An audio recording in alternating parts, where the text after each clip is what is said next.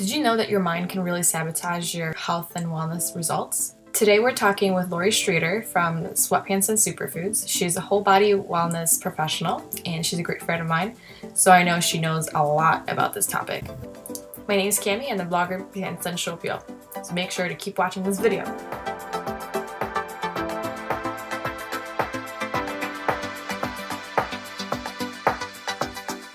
Alright, hi Lori, thanks so much for meeting with me. Hi, how are you? I'm great. It's finally nice out. Before we begin, I just wanted to ask you to give us a little bit of introduction of what you do, how you got started in whole body wellness field, what gets you jazzed up about it. Everything. When I was 14, I decided I wanted to be a therapist.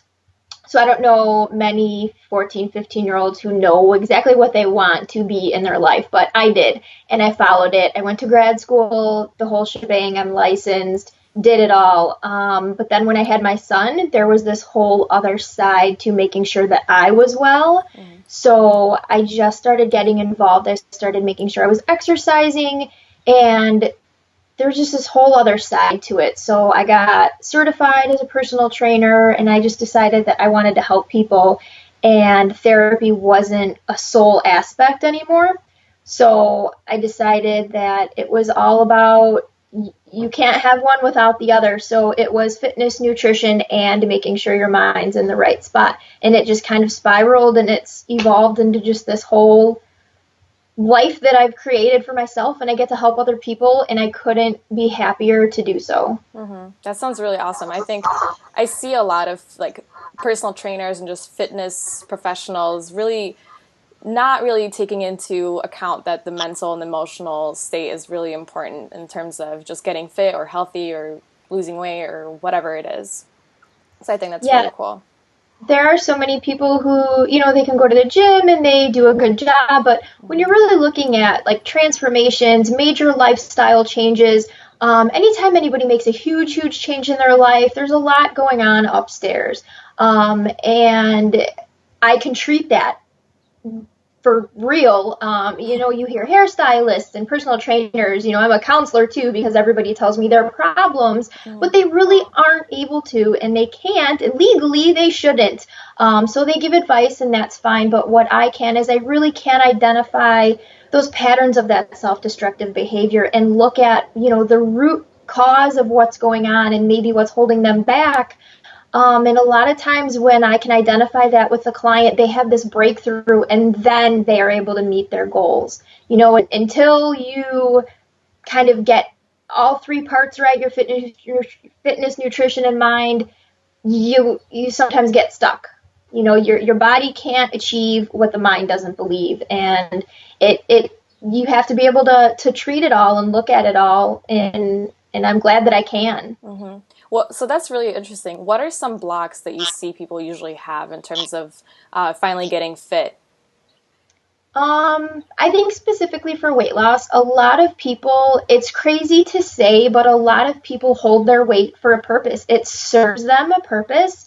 It's a difficult thing for people to understand, but a lot of times there are childhood traumas, experiences, positive and negative, a lot of times negative, but that can be associated with weight gain or major things that have happened. And once they're able to really identify that and kind of break through that, let it go. A lot of people are like, I'm over it, I'm fine, I live a happy life, but they really haven't let it go. And until they do so, it really does hold them back, and your body holds on to that physically. I mean, think about what stress does to you.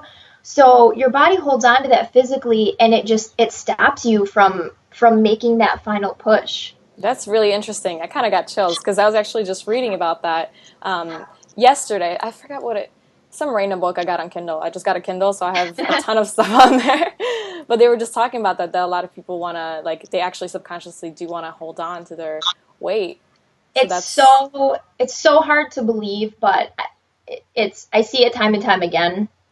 And, just specifically with weight loss, or even if somebody is just in the gym and they're working out really hard, when we put our body through physical changes with eating and fitness, you respond and you don't know what to do with it sometimes. And I mean, my mom has lost almost 50 pounds and she had a really hard time. Like, she still does. Like, this is me now. I mean, she looks in the mirror and she's proud of what she sees, but it's a huge mental shift, and it's crazy. It serves a purpose, and your body and your mind, everything works together. Mm-hmm. Do you have any tips, I guess, for seeing if somebody has those kind of blocks, or if you're able to, I guess, get them under control by yourself, or do you need a professional, or what do you think? I get a lot of people that'll just email me or they'll send me a message. They'll say, I just can't lose this much weight, or I just can't hit this, or this keeps happening in the gym. And you really have to look at it. Is it the last 5 or 10 pounds? Is it vanity pounds? You know, or it's just because you want to get to your goal. Do you really need to lose that last 5 or 10 pounds? Or are you really stuck? Is there something holding you back? And a lot of people will, if they really sit and think about it and meditate on it, they really can think and believe something is holding me back. I just can't do this. I just don't know why, but they know something is wrong. And specifically with my clients, they want that whole body wellness. They want somebody who's a licensed therapist, who can treat the fitness and the nutrition too.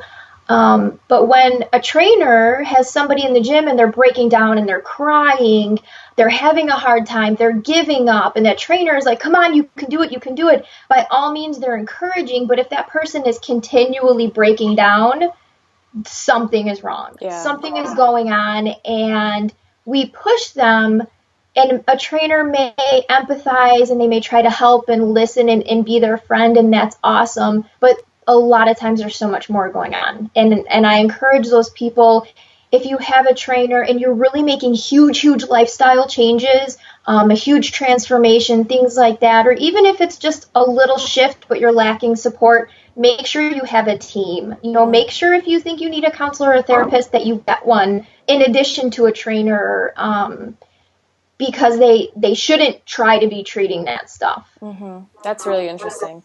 So let's switch gears a little bit from kind of lighter subject, I guess, but still. So I actually had a question from a reader, and her name is Lynn, and she asks, Lori, what are your views on exercise, and what is the best combination of strength, aerobic, and flexibility, yoga, Pilates, exercise, and to what intensity to keep fit and healthy for general day-to-day life? Okay. I think first and foremost, you have to enjoy what you're doing. If you are constantly going into the gym because you think that running is going to help you lose weight or do whatever, or you're lifting because you want to build muscle, but you aren't enjoying it, find something that you like. That's something else that holds us back too. I go to yoga 2 times a week. I love it. It's a huge passion of mine. It's just evolved as part of my life. I love to run. I love to lift. So I kind of throw it all in there, just because that's what I like to do. I mean, a good balance just with weight training and running and interval stuff is just a general idea of a balance. But the biggest thing you have to do is find what you like to do. Pepper in the stuff that's not so fun that you know is good for you, just like eating broccoli or those, green leafy vegetables. Some people aren't great lovers of kale, but it's really good for you. Mm-hmm. But find what you love and then fill in the gaps with the stuff that you're like, nah. Okay. So do you recommend, because I know there's a lot of programs out there, and I've done a lot of those too, and I don't always finish just because I feel like it's not totally me. And so do you recommend just kind of creating your own, kind of going with the flow, or is it good to have a plan laid out for somebody that doesn't necessarily have a personal trainer? I think if you look up what you like, you're really easy, all kinds of workouts and stuff you can find online. I write them all the time. I post them for my readers, lots of stuff they can do at home.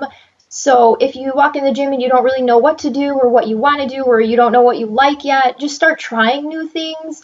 I know, I like to think I know what I'm doing in the gym, but I still write down every night before I go to bed. I write down my workout for the next day. I have a little notebook. It's like my tiny little Bible. And I have to go into the gym with a plan, or I kind of twiddle my thumbs, or I don't get as much done. So I definitely think plans are great. They're very helpful. And if somebody's new and they're just starting to try new things, then writing down things, finding things on the internet, or, hooking up with an online trainer that can see what you like and customize a plan for you.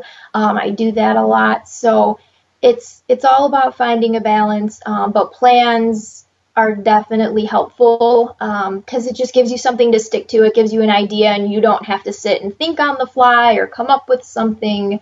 And yeah, trainers are expensive. So if you go to a gym, I don't even know our gym. It's like 2 sessions for $99. It's kind of crazy. Still expensive. I think mine's even more expensive. Yeah. I think mine's like $100 for a session. Oh. Yeah. So you offer online programs too for fitness, right? You write your own? Yeah. I do. I work with clients all over the country, a couple in Canada. There's one girl in Australia I kind of work with here and there, but the time zone makes it pretty difficult. So we do a lot of email stuff because when I'm at the gym, she is sleeping. But yeah, I write customized plans for people on a monthly basis, or, in 4-week increments, find out what they like to do, what they have access to. I have some people that live in the middle of nowhere and all they have access to is a road. So if you're stuck at home or you're a new mom, things like that, it's all about tailoring it to what you can do, the equipment you have, what you like to do, things like that. Yeah, that's really awesome. And people can go check out your blog as well, which is really great, at sweatpantsandsuperfoods.com, right? Yep. Okay, well, thank you so much for meeting with me. A lot of really great information. And I hope everyone goes and checks out Lori's blog and website and gets her programs and, her coaching and everything, because she's awesome, because I'm really good friends with her, so I can vouch for her. Thanks. Yep, and I'm all over social media too. I'm always posting stuff on Facebook, so you can find me on Facebook at Sweatpants and Superfoods, or Twitter and Instagram at Lori Superfoods. Awesome. All right, thanks so much, Lori. All right, bye. Bye. Told you she's awesome. Thanks for watching. Make sure to subscribe to my channel by clicking right here, and visit my blog at sensualblog.com.